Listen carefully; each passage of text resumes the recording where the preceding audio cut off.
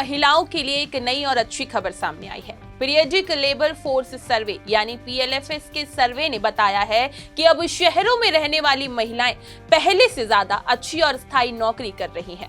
मतलब उन्हें नियमित वेतन वाली नौकरी मिल रही है जिसमें हर महीने पक्की तनख्वाह मिलती है। नमस्कार, मैं हूं आपके साथ अंशु और आप देख रहे हैं punjabkesari.com। पहले की तुलना में कम महिलाएं अब मजदूरी या घर के छोटे मोटे कामों और चूल्हा चौके में लगी हैं।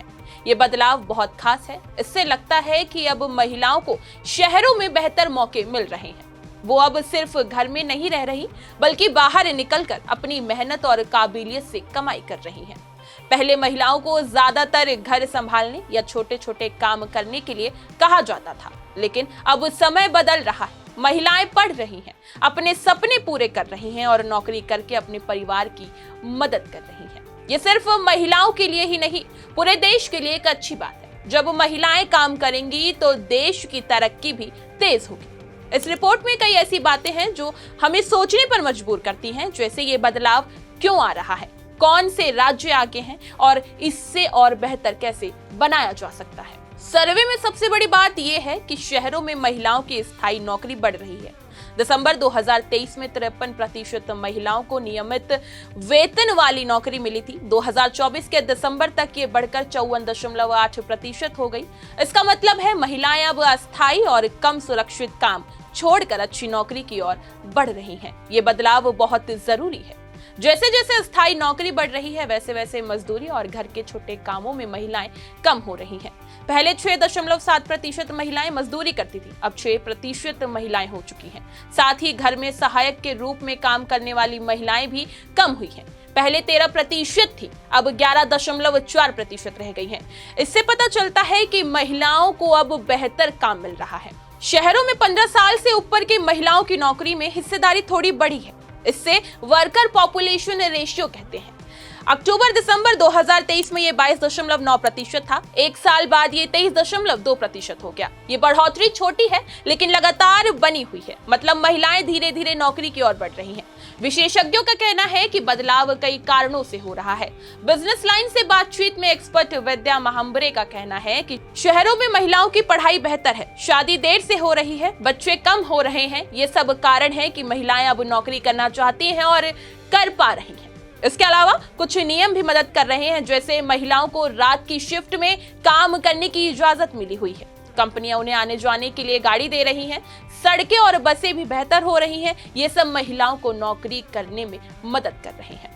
हर राज्य में ये बदलाव एक जैसा नहीं है। तमिलनाडु में सबसे ज्यादा बढ़ोतरी हुई है। वहां 2023 में 19.4% महिलाएं नौकरी कर रही थी। 2024 में ये 24.1% हो गया।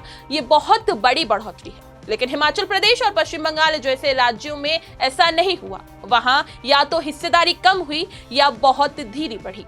इससे लगता है कि हर राज्य की अपनी नीतियां हैं और हालात इस बदलाव को प्रभावित कर रहे हैं। 15 से 29 साल की युवा महिलाओं में भी नौकरी बढ़ रही है। पहले 16.1% युवा महिलाएं नौकरी करती थी, अब ये 16.7% हो गया है।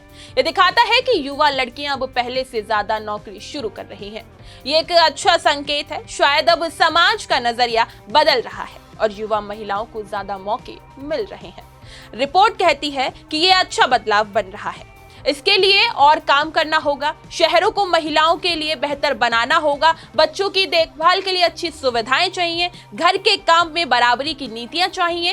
तभी ये बदलाव लंबे समय तक चल पाएगा। अगर हम कुछ खास बातों पर चर्चा करें तो पहले ये कारण होगा कि शहरों में नियमित वेतन वाली नौकरी करने वाली महिलाएं 53% से बढ़कर 54.8% हो गई।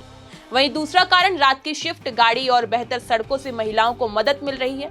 तीसरे कारण पे बात करें तो तमिलनाडु में महिलाओं की नौकरी 19.4% से 24.1% हो गई है। वहीं चौथे कारण की बात करें तो 15 से 29 साल की युवा महिलाओं में नौकरी 16.1% से 16.7% हुई। वहीं आखिरी और चौथे कारण की बात करें तो शहरों को महिलाओं के लिए बेहतर बनाना होगा, तभी ये बदलाव रहेगा। ये रिपोर्ट शहर की महिलाओं के लिए खुशखबरी लाई है। स्थायी नौकरी बढ़ रही है, मजदूरी और घर के काम कम हो रहे हैं। ये महिलाओं के लिए आर्थिक ताकत की ओर एक कदम है।